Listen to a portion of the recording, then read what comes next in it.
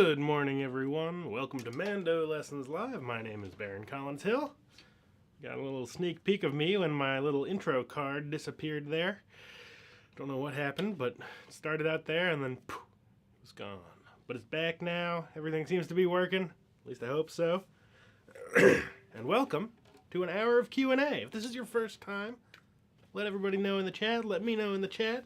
Let me know how long you've been playing the mandolin, all that sort of stuff. It's great to be here. As I said, my name's Baron. I'm tuning in from Portland, Oregon. And that tune was Drowsy Maggie, a tune that got going a little too fast for my first tune of the morning. But what you gonna do? Sometimes they get away from you. I haven't played that tune in a really long time, so I had to do a little catching up right before the stream last minute there. But let's see who we got in the chat here. We have Sheldon, Sherry, Dan, Jim, Lindsay, Ant-Man, C-Drive, Ian, Betsy, Neil, Uncle Bobby, Shane, Ursanos, Marlon. Amazing. Great to have you all here. If you are new here, the drill is it's an hour of Q&A. So if you've got questions about mandolins or music or any of the things that I'm doing, feel free to ask them. No question too simple, no question too advanced. And if I know the answer, I'll do my best. If you had a tune you want to hear, definitely throw it out there. And if I know it, I'll play it. If I can remember it, I'll play it. Sometimes I need to look them up. Alright, let's see. Alright, we got another Oregonian here, Ian. Let's see, Ohio. Woo! -5 in Fairbanks. Amazing. That's pretty chilly.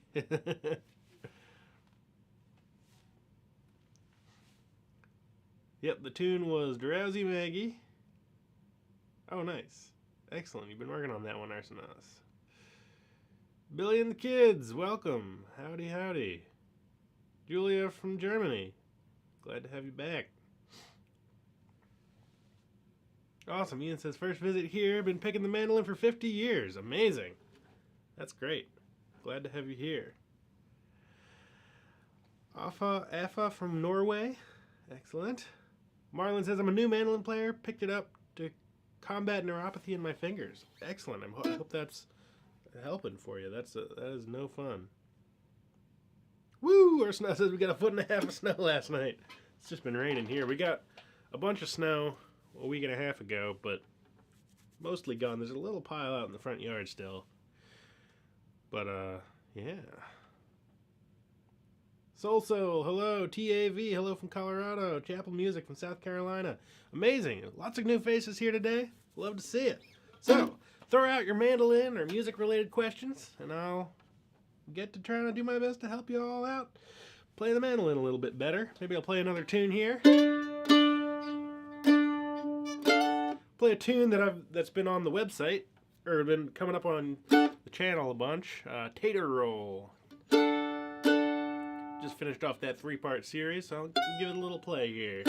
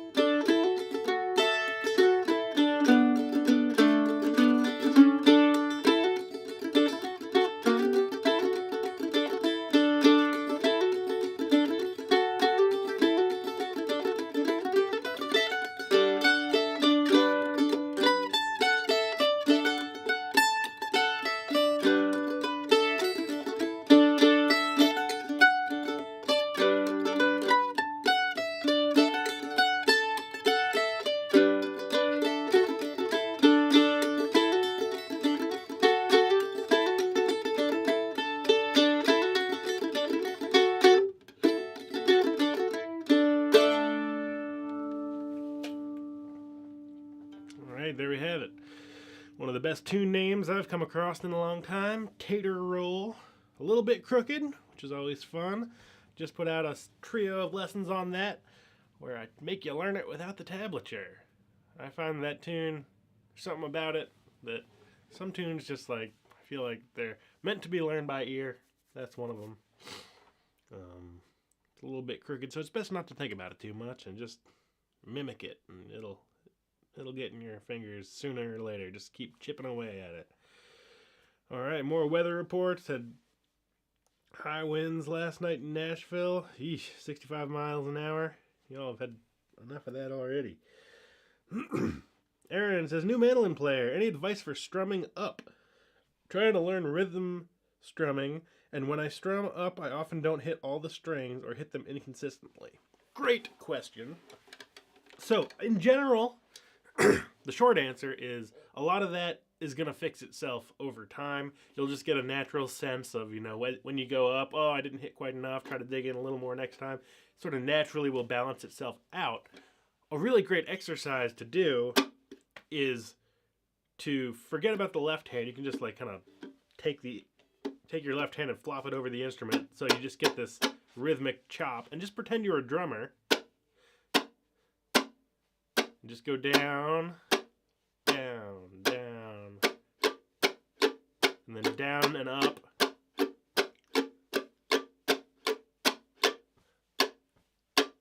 And maybe just ups. So that's like the backbeat.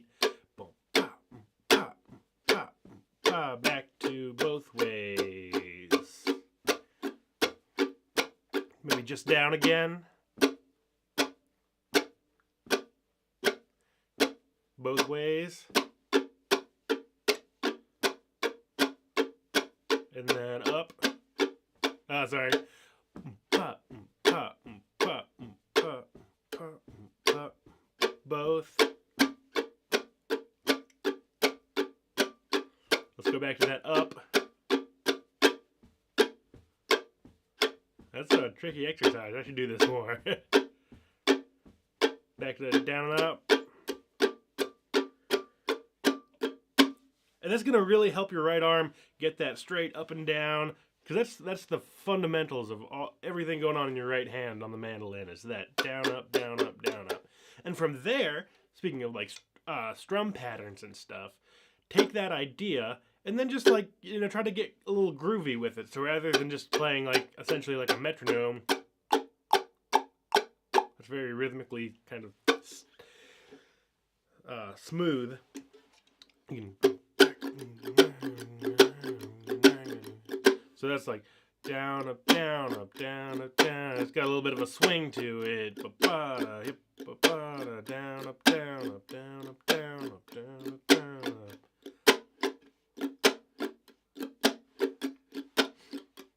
So yeah, anything, so much of this instrument, I always say like the right hand is over half, maybe more like 2/3 of playing the mandolin. If you've got a great groove in your right hand, but your left hand misses a note here and there, it's still going to carry the music. Whereas if your left hand is flawless, but your right hand doesn't have a groove, there's not going to be much to tap your foot to. So I love this exercise. Just forget about the left hand entirely. Put on your favorite record and just like pretend you're a drummer. Before you know it, you're a couple songs through and you've got 20 minutes of just thinking about the right hand. It's a really, really great way to just get your right hand moving. Especially, often we're thinking about melodies and we're in this tiny little zone, thinking back and forth on one set of strings. And that's not a whole lot for our body to feel and our brain to comprehend. Whereas like really swinging your whole arm and having that consistent down, up, down, up, down, up, down, up, down, up, down, up, down, up, down, up pattern is really going to help. It's more of a larger movement that you can use to sort of train your brain to get that consistent down, up pattern going. And then you take a little smaller. And then you keep watching my right hand. And I turn it into a tune.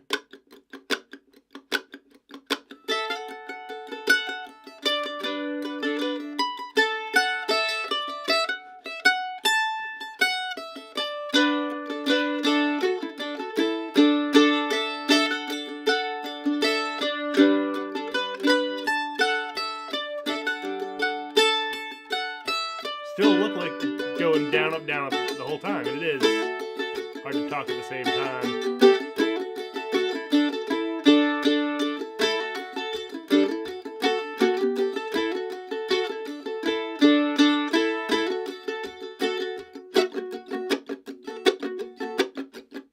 And that's just been going the whole time underneath there. If I mute the strings, I'm back to that same old pattern.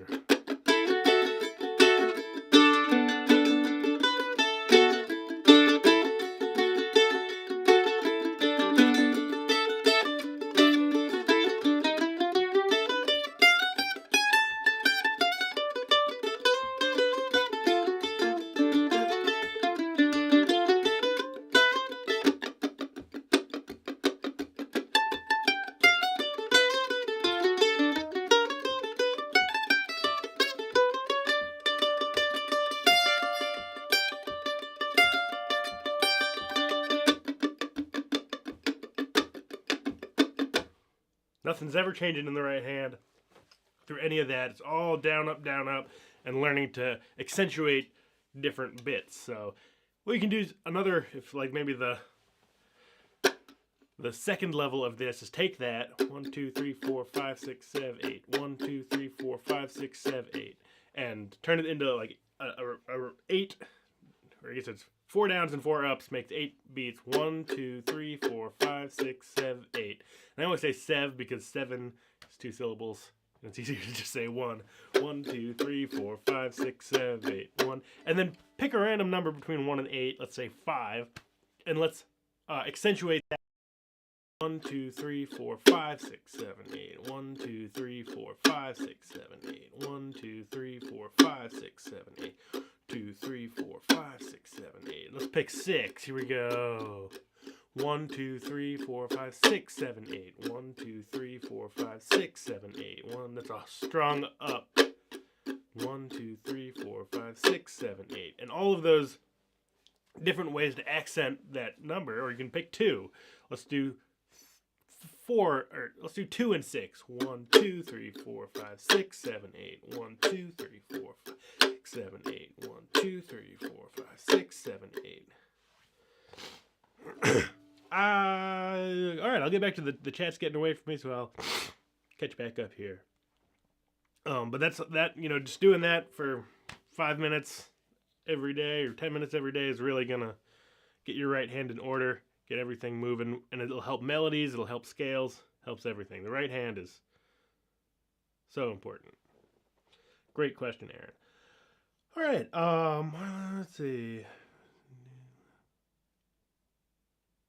So the name of that tune was Drowsy Maggie. Oh, or then the second tune I was playing, the major tune was Tater Roll. Yes, Aunt Mance got it correct. Ooh, Ash Grove. Not off the top of my head. I could probably play along with it if somebody else was, but can't remember. C Drive says, I struggle to play clean single notes. Sometimes my finger placement is off. Sometimes they come off a note too soon. Is it just a matter of time and practice to get clean notes? Yes. Again, you know, a lot of this stuff does fix itself over time. Just when, like, we subconsciously notice these little things that we don't like in our playing, and they get fixed. But that's not to say you can't accelerate the process of getting better by being more cognizant of what's going on. And the fact that you're noticing that it's not coming out clean is the first step. You got to kind of notice what's going wrong in the in how you're playing in order to fix it. So one thing, I think what I do here to like kind of really work on getting really clean sounds is play really slow, play something I know really well, whether it's just a scale or a simple tune that I've been playing for the longest time. And there's a couple things you can think about there. So let's just take a D scale, starting on the D string. I need to tune. This is not my finest tuning moment.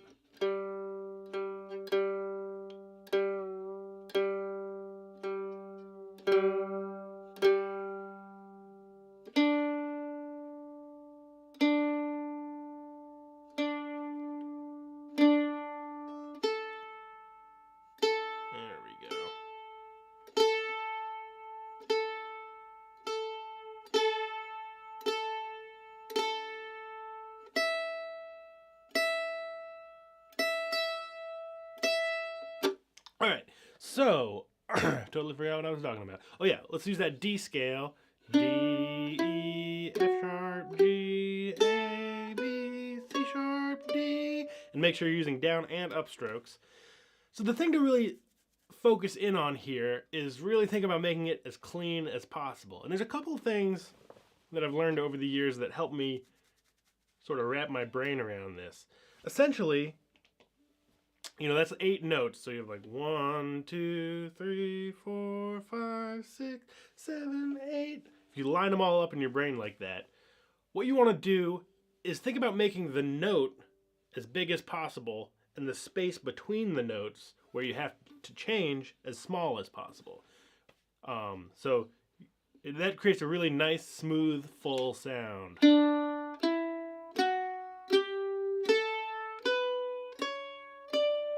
The other direction can be helpful too. That's staccato, where you have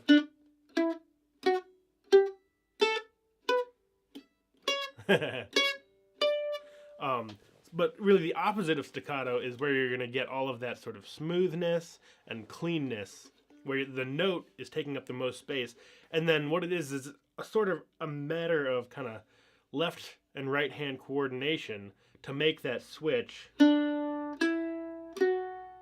So you're putting your finger down at the same time that you're putting your left hand finger down right at the same moment that your right hand's coming through for that next pick stroke. Because if those get off, then you get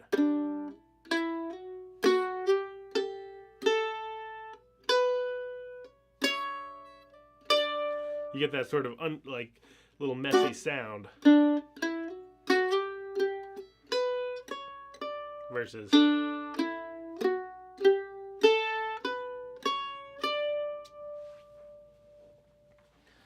so that's sort of how I think about kind of dialing in that clean sound. You got to start really slow with something you know super well, and then slowly speed that up over time. You can make a recording of yourself and then listen back to see if there's a particular speed that you start sort of losing that cleanliness. And because really, ultimately, that's like, I've been playing mandolin for 23 years now, and it's not like I can play as fast as I want and as clean as I want. There's always that level. Like if I try to play too fast,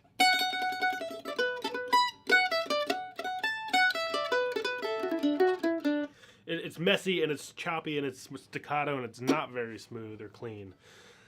So you got to work up towards that speed and cleanliness together. Ursanov says, I've been trying to learn the Silk Waltz from Magnus over on another YouTube channel, but his tabs are being paywalled. Yep. Trying to get it by ear. Yeah, that's I think, with the waltz, just keep at it, The thing about learning tunes by ear, which I'm a big proponent of, as any of you who have seen any of my videos have probably heard me say, learn it by ear, it's the best way, is I know it's really frustrating, and I still find it frustrating when I'm like trying to learn a tune by ear and it doesn't all come at once. But the thing about learning by ear is whether you're successful at learning it by ear and like you get all the notes or not, it doesn't the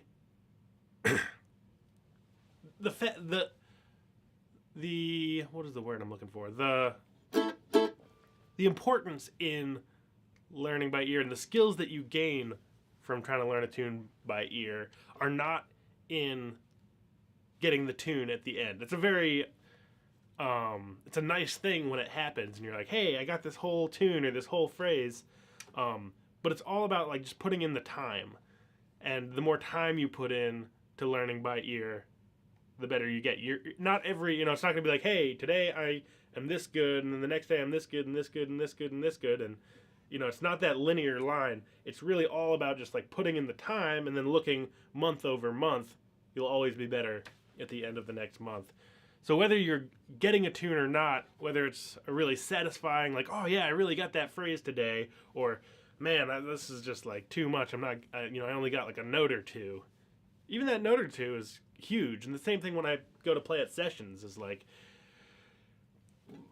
I learn a lot of tunes at sessions, which is tricky because then I can't usually start them. Like the Ash Grove, I'm sure I know that tune, but I can't start it if my life depended on it.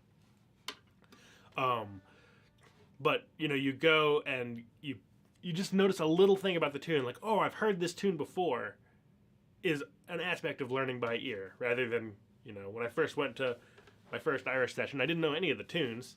And then I went for a couple weeks, didn't know any of the tunes. And then, at the end of a couple weeks, I was like, that tune sounds familiar. That's an aspect of learning by ear. Doesn't mean I know the tune at all. It just means, okay, I've been listening. And then you say, oh, wait, that tune sounds familiar. And I think it's in D. And you start trying to find those notes in D major, maybe, if that's what the tune's in. You say, okay, yeah, nice. And then you hear that tune again, and you're like, oh, that's that tune. I recognize it's in D, and it's got that little sort of phrase, and then there's a bunch of stuff I don't know. This is over weeks and weeks and months.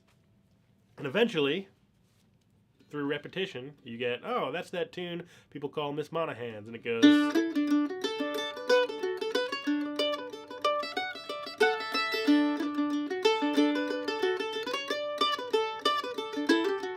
and you've got a tune.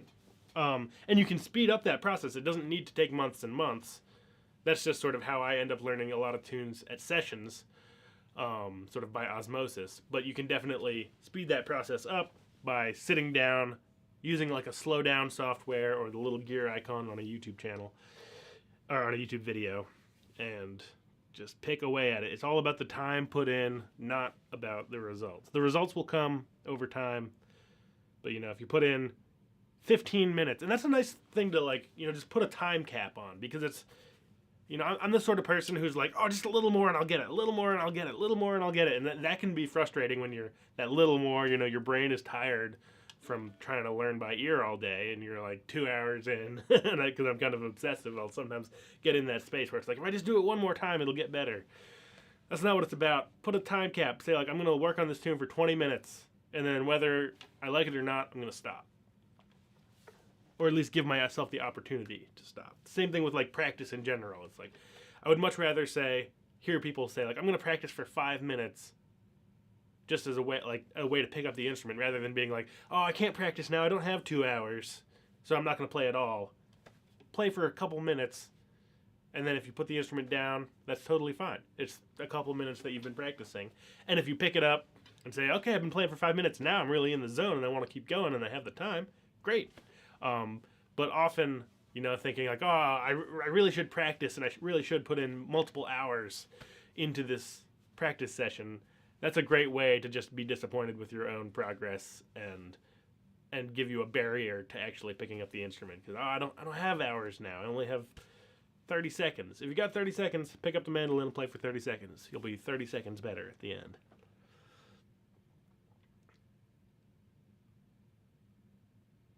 Jim says, trying to change chords without looking. That's also, I did a lesson a long time ago called Don't Look Down. And whatever it is, whether it's chords,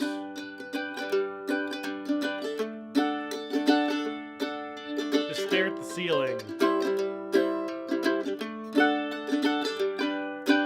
Because there's a lot of, that's really great advice, Jim, because it really, we think in so much of our life, it's a visual thing. We use so much visual information. And the visual side of playing the mandolin is really, it's 5% of it. But because most people are such visual learners, we spend a lot of time being okay, there's the G chord, there's the D chord, there's the C chord, and back to G, which is helpful when you first are learning what it looks like. But pretty quickly, as soon as you can, just look away and just feel where those chords are. It'll make you a much more smooth, natural player. Because after the very initial sense of are my fingers on the right strings, gonna count up and find those spots, that's great. But after that, your eyes are just gonna kind of get in the way, and you're gonna be thinking. It sort of creates more thought than is necessary to actually look. So same thing with a tune. If you need to learn a tune and go,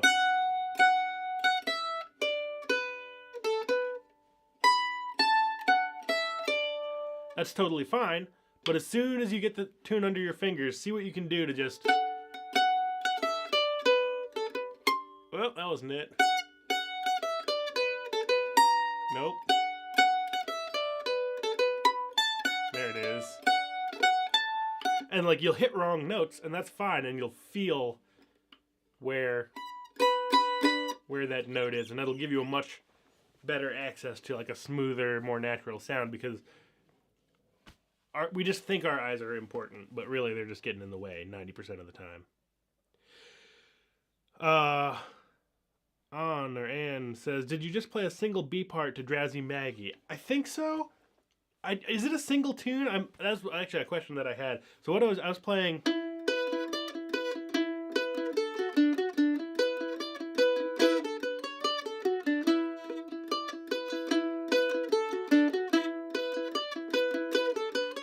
B.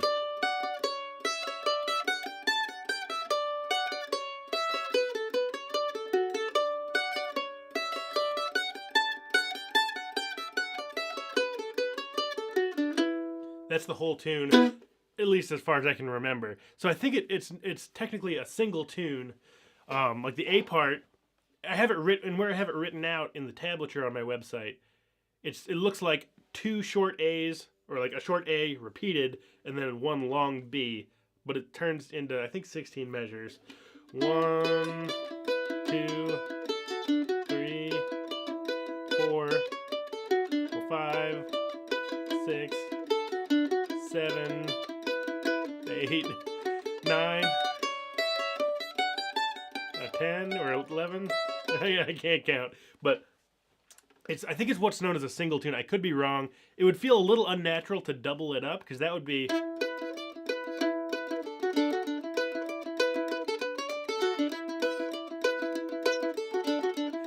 That would be A1.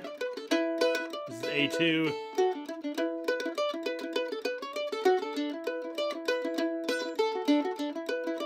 That's just like a lot of the same phrase. And then B.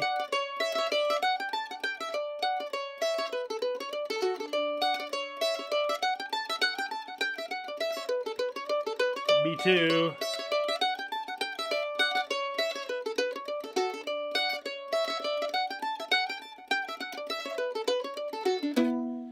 So I think it's a single reel. I can just check. Drowsy Maggie. Let's see the session says.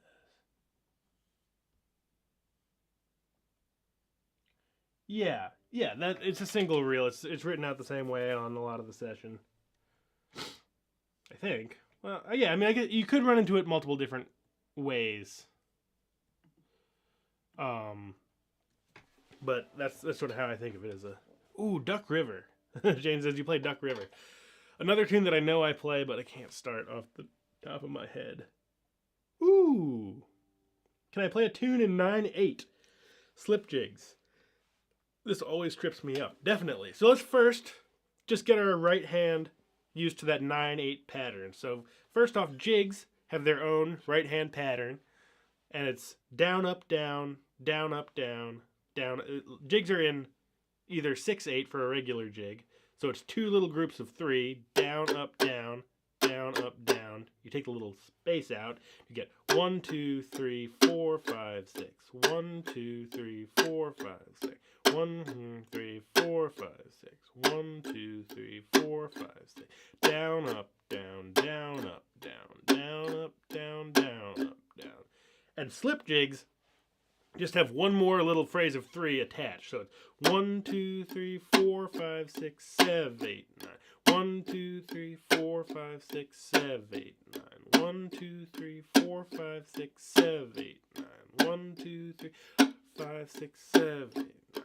And often slip jigs can feel a little unnatural when you're used to jigs. It's just sort of like, oh, I thought that phrase was over.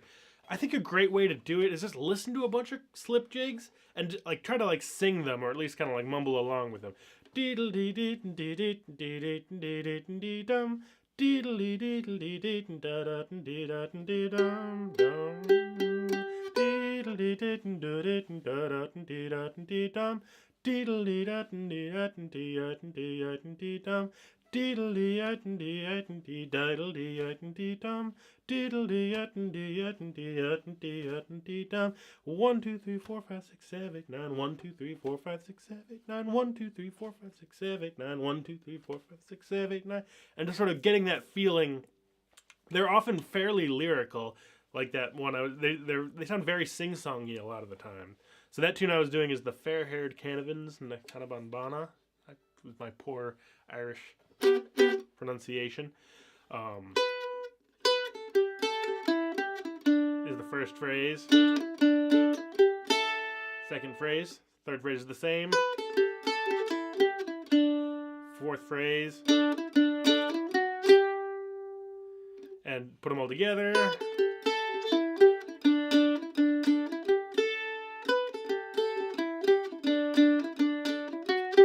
1, 2, 3, 4, 5, 6, 7, 8, 9. 1, 2, 3, 4, 5, 6, 7, 8, 9. 1, 2, 3, 4, 5, 6, 7, 8, 9. 1, 2, 3, 4, 5, 6, 7, 8, 9. 1, 2, 3, 4, 5, 6, 7, 8, 9. 1, 2, 3, 4, 5, 6, 7, 8, 9. 1, 2, 3, 4, 5, 6, 8, 9. 1, 2, 3, 4, 5, 6, 7, 8, 9. 1, 2, 3, 4, 5, 6, 7, 8, 9. 1, 2, 3, 4, 5, 6, 7, 8, 9. 2, 3, 4, 5, 6, 7, 8, 9. 1, 2, 3, 1, 2, 3, 1, 2, 3. Ooh, that's hard to say and do at the same time. Down, up, down, down, up, down, down, up, down, down, up, down, down, up, down, down, down, up, down.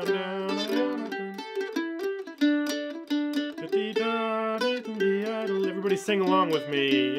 B part. Dum-pa-dee-da-dum-dee-diddle-dum, dum-dee-diddle-dee-dum, dum-pa-dee-diddle-dee-diddle-da-dum-dee-dum, dum-dee-diddle-dee-diddle-dum, dum-pa-dee-diddle-dee-dum, dum-dee-diddle-dee-diddle-dum, dum-dee-diddle-dee-dum, diddle-dee-diddle-dee-diddle-dee-diddle-dee-da-da-dee-diddle-dee-diddle-dee-dum,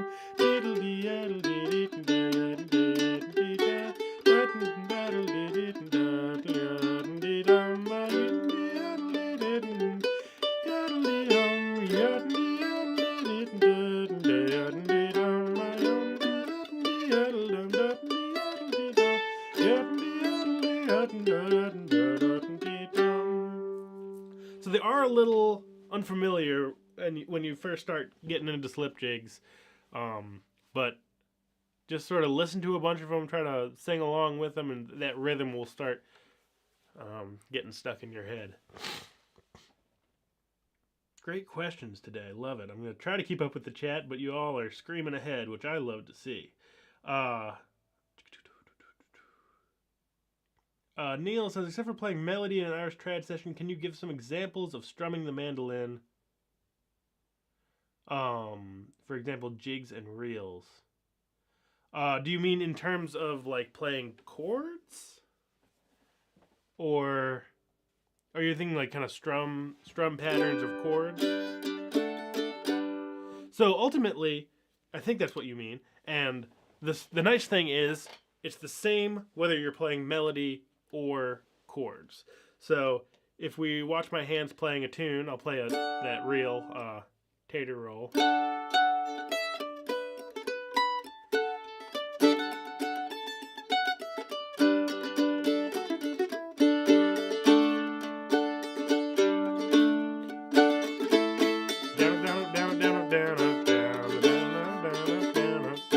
So the right hand is still always going down, up, down, up. It's just a matter of when it actually strikes the strings.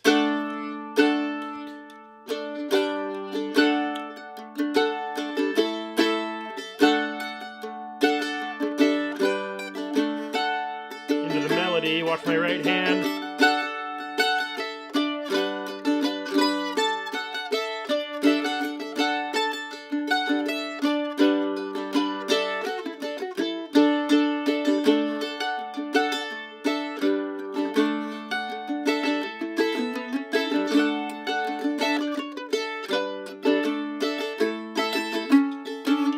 So the right hand is doing the same thing whether you're playing melody or chords, and then it's just a matter of finding some strum patterns within that.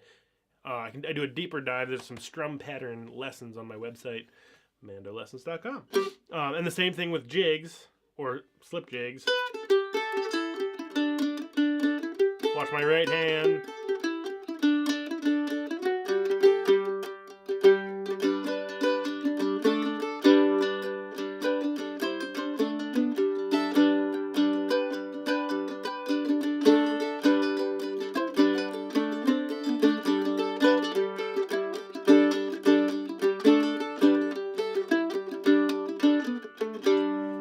same idea. Right hand's doing the same movements, just when you get into playing chords, you're not going to go...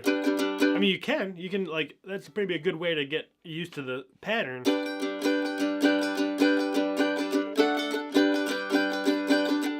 But ultimately, you want to leave more space than this, because this is going to swallow any melody that's happening.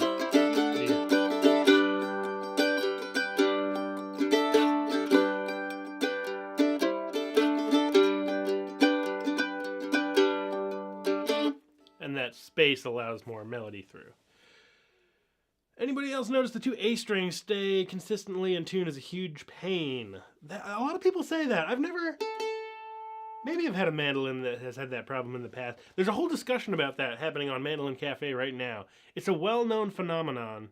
I don't know why. I haven't seen anything in that thread, but there's currently a thread on Mandolin Cafe talking about this. And it seems like it's a really common thing that the A strings are the hardest to keep in tune.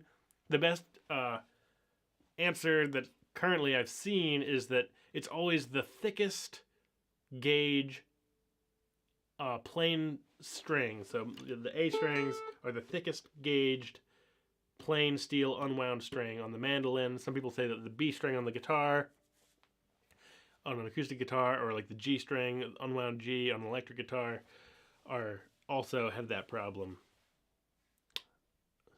Yeah, I don't know. But yeah, it's a well-documented phenomenon, but I don't know anybody having the answer. There certainly are things you can do to make sure that it's not the instrument. Usually it has to do with like making sure the nut slots are good on a number of levels, like that they're wide enough but not too wide, and that they all come off the right end of the nut just right. Same thing with the bridge. So yeah, if it's really out there, you could also try a different gauge of strings. Yeah, but bring it to a luthier and make sure there's nothing going on at the nut or the bridge.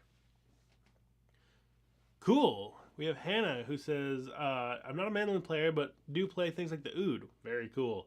Been gaining pain in my biceps. Been trying to get my shoulder low and relaxed. What would be a factor? I think you're on the right track. Yeah, anything, the way I think about it, it's going to depend. Ouds are a little bigger, so I'll pick up a larger instrument here. I don't know. Oh, here's a guitar. Figuring out, like, what I always try to do is keep my shoulders really neutral. We have a tendency to want to either pull back or way forward. And so with my left arm, it's a lot. Technique is really, it depends on how tall you are, how you're built, what instrument you're playing. Just like spending the time to really look at your own technique and say, okay, like, what am I doing here? Okay, my elbow's out too far to the side. Let's remember to drop that down a little bit, keep that shoulder nice and relaxed. I don't have great guitar technique. Is it better to have it sit down here? This thing's not very in tune. But, it's going to depend on the instrument. It's going to depend on you, the size of your hands, things like that. Yeah, if you're feeling it in your biceps, I notice that sometimes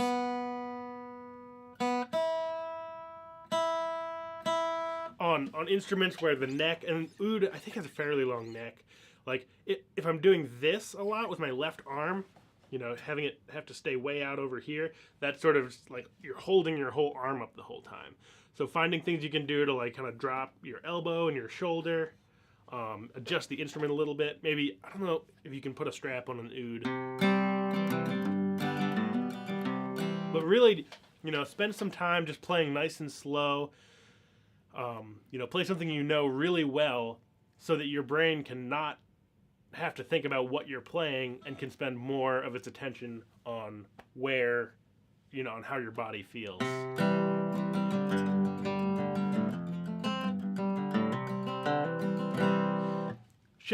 Going back to the A string thing.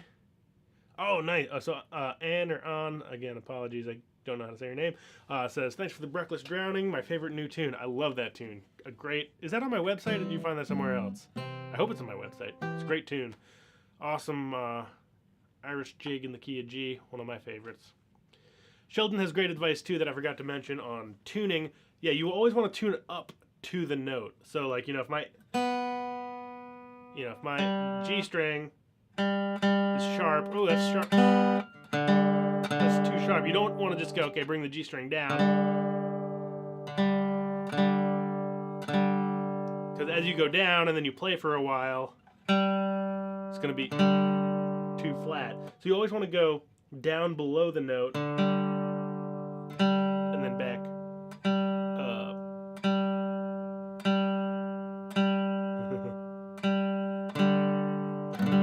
And that could also help your problem there. Good remembering there, Sheldon. Nice. Yeah, and Ant-Man says same idea with the B string on the guitar. Oh, nice. Crow Black saying I'm trying to learn Snowbird on the Ash Bank. That's a great tune. I can't remember how it goes, but I learned that at some point.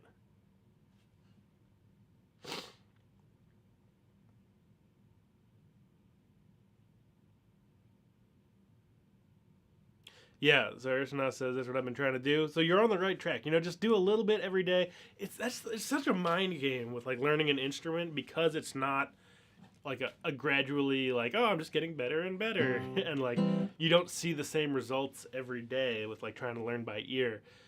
That it's a mind game of like putting in the work and not being invested in the outcome, and just knowing that sort of like the work and the practice will, like, trusting that it will make you better, and like disconnecting, especially I don't know, even like in my lifetime, I'm not super old, but like I've just like with the amount of time that we all spend on computers and phones and technology, so much of that stuff is really geared towards kind of like instant satisfaction, and just like you do a thing and the thing happens and it's like, oh, great, that's exactly what I wanted to do. That I feel like my own ability to kind of like concentrate on practicing and integrating with things that are bigger projects that aren't just sort of like gonna hit this button and get the result that I want. Hey, there's that dopamine hit I've been looking for. With instruments, it really does. You need to kind of use some different ways of thinking, and it's hard because we're trained at this point to really just want that kind of instant satisfaction. But I think for me, there's a greater satisfaction in putting in the work and then getting to play a tune, even though it is frustrating and it feels like hard work, and it is hard work. I think for me, there's a greater satisfaction in like working on something for a month and then finally getting it to where it feels comfortable and joyful than scrolling through Instagram, which I do far too much of anyway. But I never feel fulfilled getting to the end of a long social media binge or something. Where I always think like, man, if I just put half the amount of time that I was scrolling into playing, I'd be much better. Let's see. Great discussions, great questions all today. I'm going to try to catch up here. Put the guitar down and get serious. All right, let's see.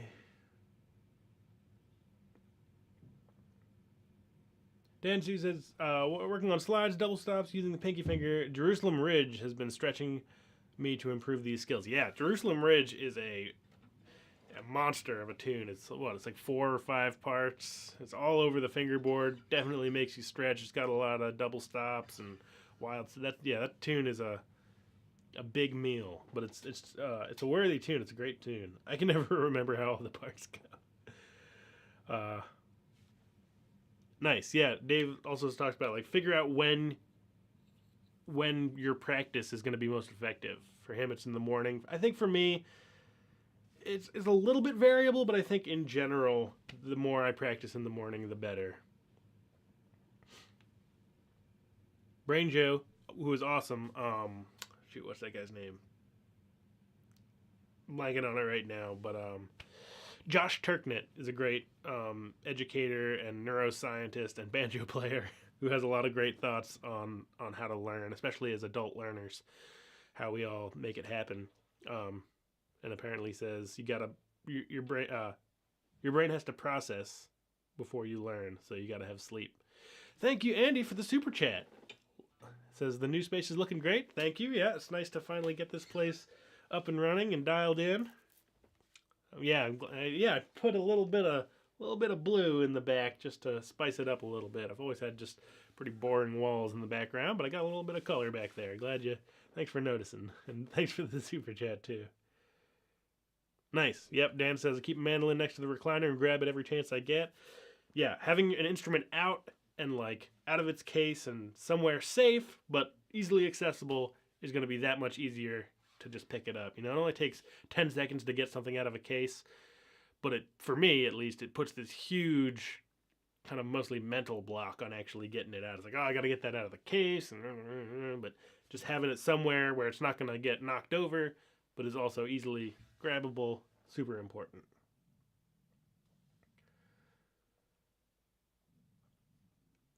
Awesome. Skanda Prasad from Karnataka, India. Thanks for joining in. I was in Karnataka once, but it was a very long time ago. Thanks for tuning in. Remy says, greetings from Quebec. Another excellent place. Thanks for the lessons. Thanks for tuning in.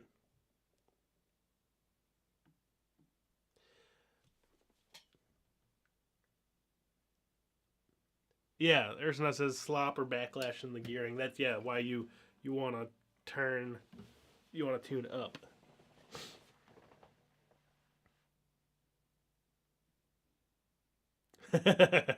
Alan says you have no beard for the drowning at breathless lesson. Yeah, so I'm glad it is on my website. It's a great tune. Yeah, the beard comes and goes. Yeah, Betsy says at the beginning of the pandemic, I often practiced at 2 a.m. Yeah, I mean, ultimately, it's a good thing to sort of like keep an eye on, like, hey, when do I really feel like I'm making the progress? And if it happens to be in the middle of the night, whatever, we just gotta kind of follow our own circadian rhythms or whatever.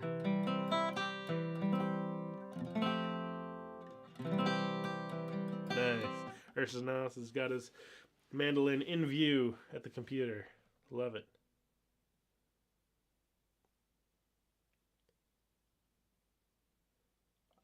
Excellent question from Michael. Probably the last question, and then we'll play a little bit of that Drowsy Maggie.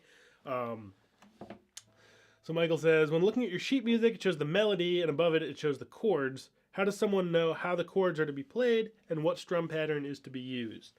Great question.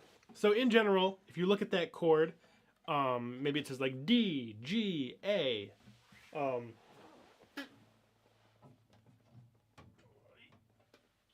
There. Ultimately, if you don't know the chord shape, you can look it up. Just like look up how to play a D chord. You can Google how to play a D chord on a mandolin. If it has an M after it, so it's like a big D and a little M, that's a D minor versus major. If it doesn't have an M after it, it's major. If it has a 7 after it, it's got a kind of dominant 7 in it, but that's getting ahead of the horse here. And then, so you look them up and say, okay, it says to put my fingers here for a D, here for a G, here for an A, here's for a D.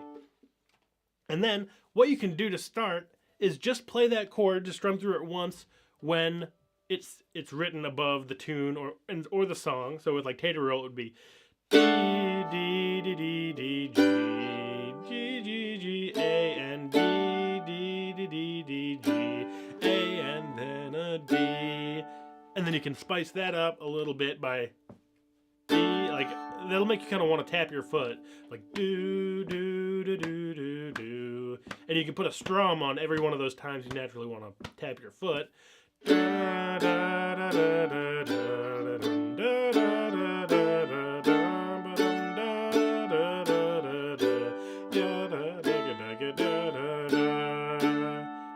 And then you can turn that into down, putting a little up in there. So rather than just down, down, down, down, you can go down.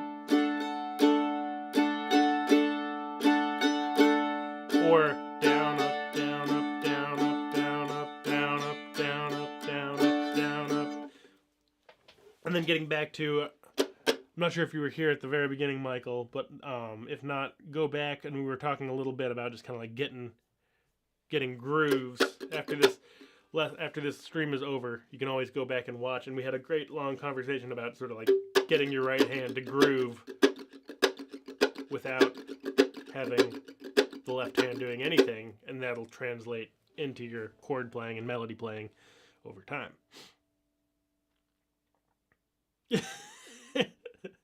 That is an interesting idea, Jim. I think you might be onto something. Sleep for 17 years straight and then practice furiously until we die. That's out there. I like it. Oh, nice. Marlon just got a hanger, so you can do the same. Yeah, I love those hangers. I've been renting too many buildings, so I don't want to... I've been renting for a long time, and this is the 4th place I've lived in 2 years, so I don't want to put holes in all the walls of all these places. So I've got these big stands back here, but I love those wall hangers. They're super. They don't take up any floor space, and they get the job done. All right, so let's play a little bit of what we're going to do. We're going to play a little Drowsy Maggie back and forth. We'll play it single like I did at the beginning, so just kind of follow my lead. I'll play the chord. I'll play the melody. You can play some chords if you want, or you can just stay on the melody the whole time. I'll switch back and forth between chords and melody. You can play chords the whole time if you want. Just, this is a great opportunity for just getting your fingers moving, even if you don't know the tune. Whatever, just noodle around and play all the wrong notes, and you'll find some right ones eventually. And then we'll pick a new tune for next week, and then there is a Matt and Shannon Heaton Irish guided session happening at 2 p.m. Eastern, 11 Pacific, and you should go over there. So look up Shannon Heaton, Heaton, on YouTube. They're going to be starting an Irish live stream any second here. So let's get through a couple Drowsy Maggies, and then pick a new tune for next week, and bid you all adieu. Here we go.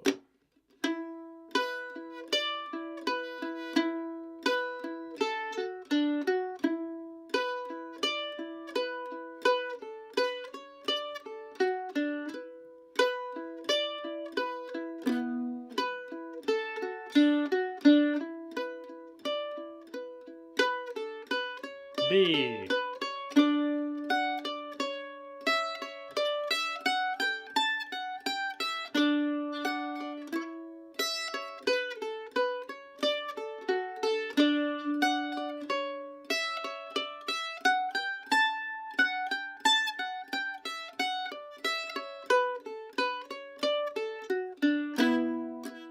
A part.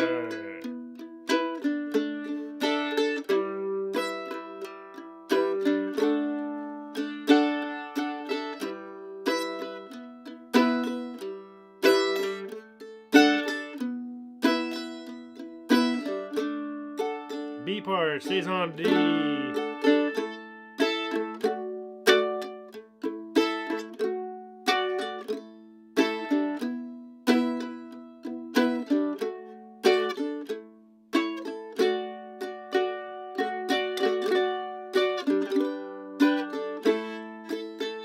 A part.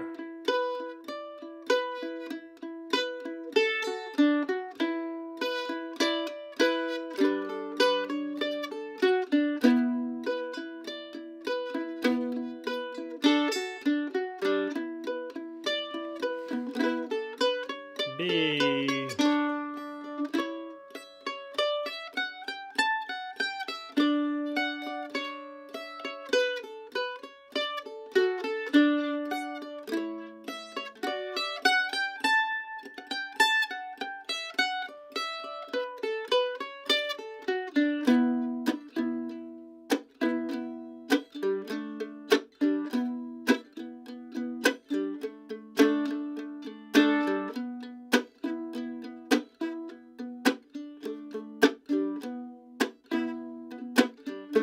Here comes the B part.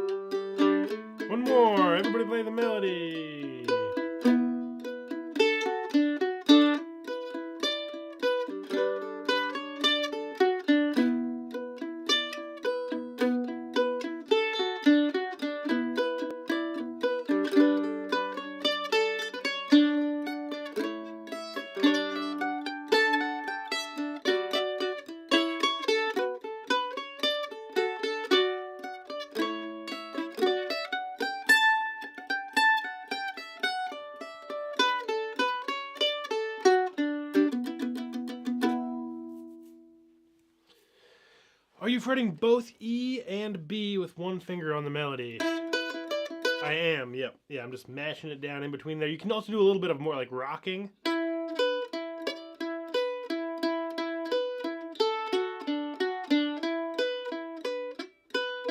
But figuring out, as you know, using as much of just like one finger as possible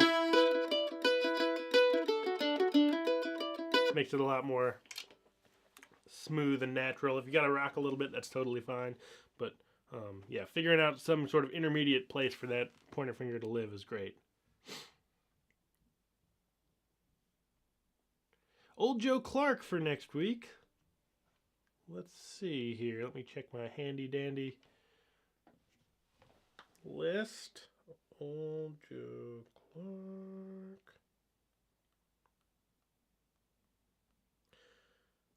Old Joe Clark. Wow.